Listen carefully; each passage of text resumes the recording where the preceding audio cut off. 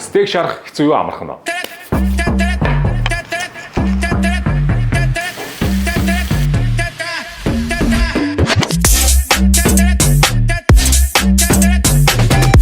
За сайн байцгаана уу, би Тэмэн Токио байна. Өнөөдөр хэдүүлээ Mombeef брэндийн 4 төрлийн стейкнээс нэгийг сонгож надад өгсөн зааврын дагуу яг бидний ресторанд иддэг шиг тийм зөөлхөн шүүслэг гоё амттай стейкийг өнөөдөр шарах гэж байна.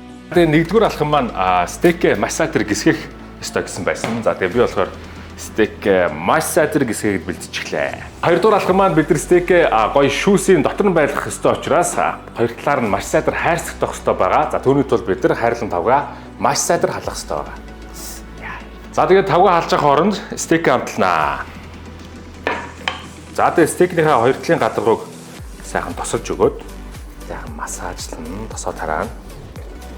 За ингээд сайхан давсаар амталж өгнө хоёр талыг нь. Тэгээд бутлагчтай хар перцээр амтлахыг заасан байна. Сайхан массажлж өгнө. Тэгээд эхний шаргалт маань хайрлан тавган дээрээ тосоо хийгээд стейкээ хоёр талаар нь 3 минут хайрц тогтолж шарнаа. Тэгээд анх удаа би нэг стейк шарж байхдаа стейкээ амраана гэж мэдгүй. Стейкээ шууд ингээд халуун одоо энэ маш чанга гал дээр одоо хоёр талаар нь бараг хэдэн минут шарсан юм да. Айгу их шараад тэгээд бүр хит их болгоод айгу нэг юм хатуу бараг эрдзэн шиг тийм стейк болгож байсан. Уг нь айгу гоё юм үнэтэй стейк зориулж авсан. Тэгээд тэр удаагийн болзаа маань бүтлгүүд гэж билээ. За одоо 3 минут болчих хэдүүлээ эргүүлээ. Яа. Иймэрдүү хайрс тогтох ёстой юм байна. За тэгжиж нөгөө нэг стейк маань гадагшаага шүүсээ алдахгүй, дотгошоогоо шүүсээ барина гэсэн үг юм байна. За үнэхээр гоё өнөрч шин да. Хоёр талаа нь хайрцагтайгаар хэдүүлээ стейкээ сайхан амраана. За ерөнхийдөө 2-3 минут амраах хэрэгтэй. За тэгээд энэ амраах гэдэг процесс маань баг шархаасаа илүүтэйгээр маш чухал. Одоо миний саний хэлсэн шиг стейк маань гоё зөөлхөн болох хамгийн чухал процесс байгаа. Тэгээд стейк амарж байгаа хоорондоо хэдүүлээ амархан бөгөөд маш амттай болдог гоё сүмс бэлтцгээ. За энд маань сонгоо орно, сүмсэнд маань бор мөөг орно. Масл орно. За тэгээд ер нь яг стейкийг хэдүүлээ гэртээ гэрийн нөхцөлд гоё шараад сурчих юм бол тий заавал ингээл гадуур гараал ингээл гоё стейктэй газар хайгаал ингээд явах шаардлага байхгүй тий. Ер нь ч хаяа гоё стейк идмэр болдсон шүү дээ. Өнгөрчүүд гэртээ гоё хийгээд идчихвэл нэгдүгээр маш амархан заяа. Хоёрдугаар гэх юм бол маш хэмнэлттэй.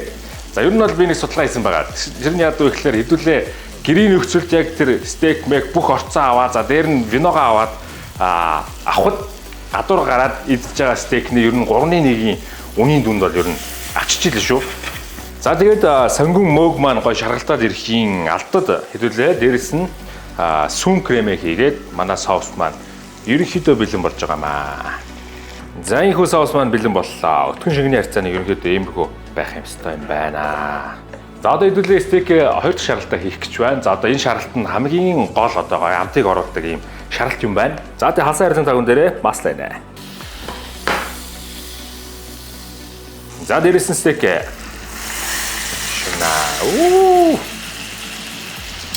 сайхан уншиж. За тэгээд стейкнийхээ амтлагаанд хэдүүлээ мэдээж розмарин хийн. За тэгээд сармис хийн. За тэгээд хажууд нь та хэрвээ хүсэх юм бол юм вандо хийж өгч болно. Хажуудаа стейктэй хамт хийцгээ те. За тэгээд розмарин хийж байгаа. Ер нь ягаад розмарин стейкэд бас хийдэг юм бэ гэсэн чинь розмарин өөрөө стейкний одоо ер нь махны тийм хурц амтыг дарж өгч идэг. Өөрөө маханд аягүй гоё тийм өнөр амтыг оруулж өгч идэг юм ургамал юм гинэ. За аягүй гоё өнөрчж байна. За тэгээд стейк эргүүлээ. Яа. Асархаа. За тэгээ масланд маань сармис, розмарины амт нь шингэж гисэн учраас стейкэнд энэ амтыг оруулж өгөх тул хэдүүлээ масла стейкэн дээрээ сайхан жигтгэн тарааж өгч амтыг орууллаа. За стейкийг гаргацгаая. Хотооч хоржонлоо стейк маш бэлэн боллоо. Стейкээ хэдүүлээ сайхан босгож жагаад ингээ гэрчихнэ. Бүр ингээ сайхан ясанд нь тулгаад ясанд нь сайхан мах үлдээхгүй ямар нэг үлдэл байхгүйгээр. За тэгээ T-bone steak маань ерөнхийдөө нурууны ол мах шүү дээ тий. Тэгэхээр бол энэ бол асар зөөлхөн болно. За Mombeef брэнд нь ерөнхийдөө махны стандарт эрүүл ахуй талаас маш сайн анхаарч ажилладаг гэдгийг ер нь та бүхэн бас мэдж байгаа бах. Тэгээд ерөнхийдөө стейкээ та бүхэн маань шүүрхий идмээр байвал ямар ч асуудал байхгүй ерөөл ах талаасаа. Яа, минийх бол ер нь нэг medium юм уу medium rare хавцаа болсон байна.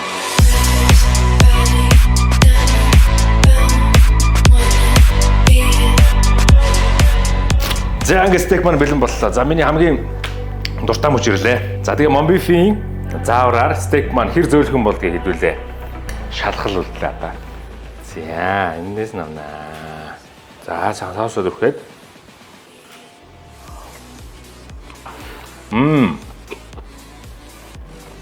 Өнгөр зөөлхөн байна. Тэгээ гоё болт юм байна. За тэгээ Monbeef-ийн аргаар шарж үзлээ. Миний аргаас бас гоё илүү зөөлхөн болдго юм байна. За тэгээ илүү бас амархан юм байна.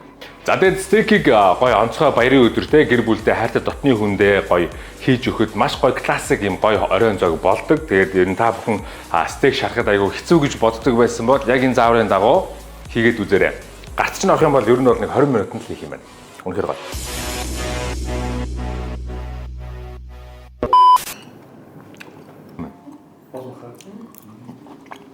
Манайхаа би бүгдийг нийтлээ шүү.